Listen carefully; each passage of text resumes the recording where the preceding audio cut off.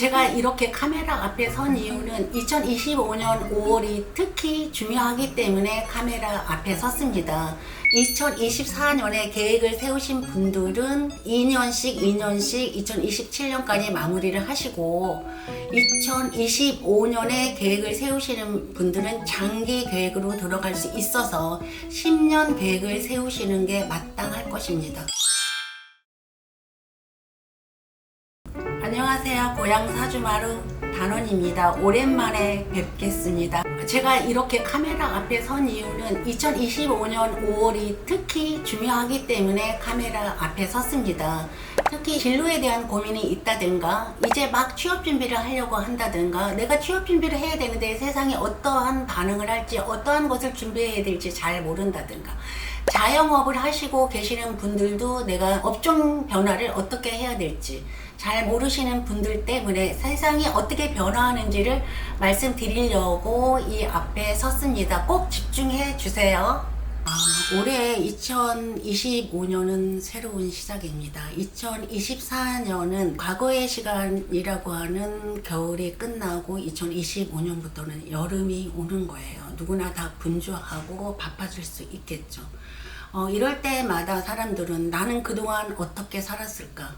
나는 기회가 있었을까? 나는 기회를 놓친 걸까?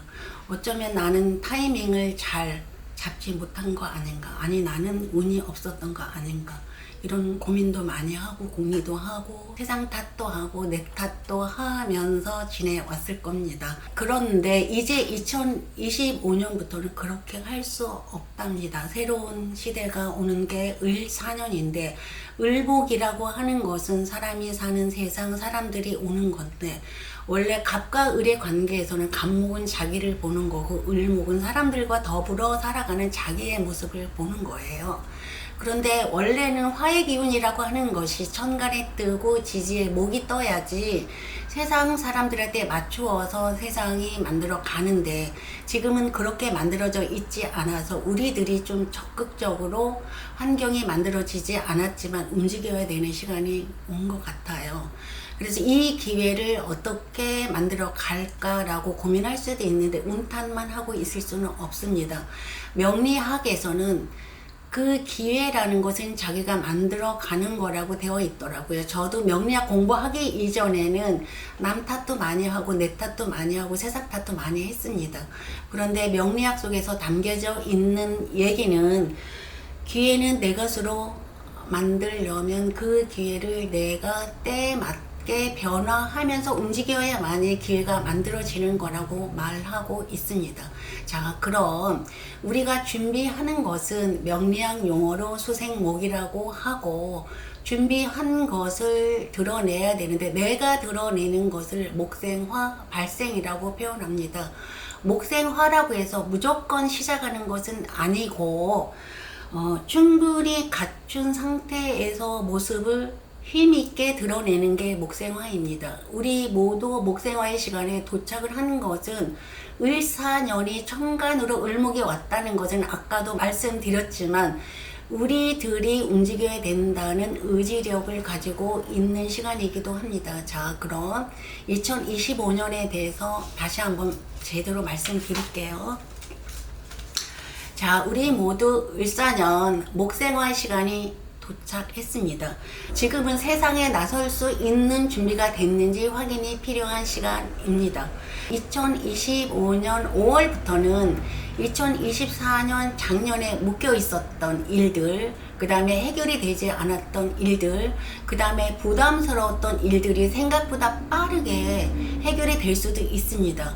그렇다고 해서 조급하게 생각을 한다든가, 일이 잘 된다, 잘 될 것 같다고 해서 경솔하게 판단하면 안 되는 시간이 2025년 5월입니다. 2025년부터는 우리 모두가 천간에 을목이 왔기 때문에 성장해야 된다는 자신감과 성장할 수밖에 없는 시간이 됐다고 모두가 관계를 얽히고 설키는 관계로 만들어질 수 있습니다.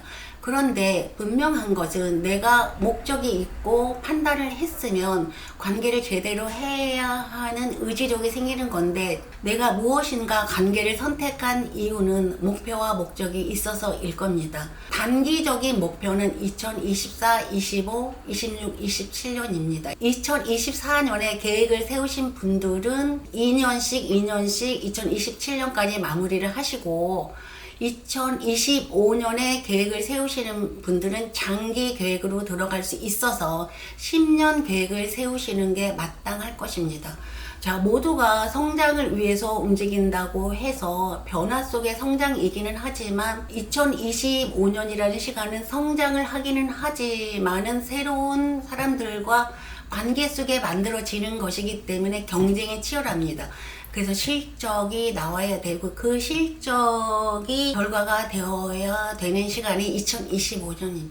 2025년은 새로운 사람과 새로운 환경을 만나야 되는 시기이므로 내가 맞춰야 합니다. 왜냐하면 목세화라는 시기는 사람들과 같이 가는 시기입니다. 사람들과 같이 살아가는 과정 속에 목세화가 들어있습니다. 그래서 지금부터는 사람이 살아가는데 필요한 행정 부분이나 사회 체계를 다시 새롭게 틀을 잡기 위해서 정치나 경제가 모두 참여하는 시기가 될 것입니다. 이때에 개개인도 물론 세상에 투자하기 위해서 세상을 좀 더 사랑하는 자세로 움직이기 딱 좋은 시기가 2025년입니다. 자, 목생화의 시간은 내가 움직이면 움직이는 만큼 나의 능력이 사회의 활용성으로 이어지는 시기입니다. 2025년은 단순한 시기가 아니고 준비된 내가 세상에 가치 있게 드러내 보여줘야 되는 시기입니다. 여러분들은 이 시기에 어떠한 가치를 준비하신 것 같나요?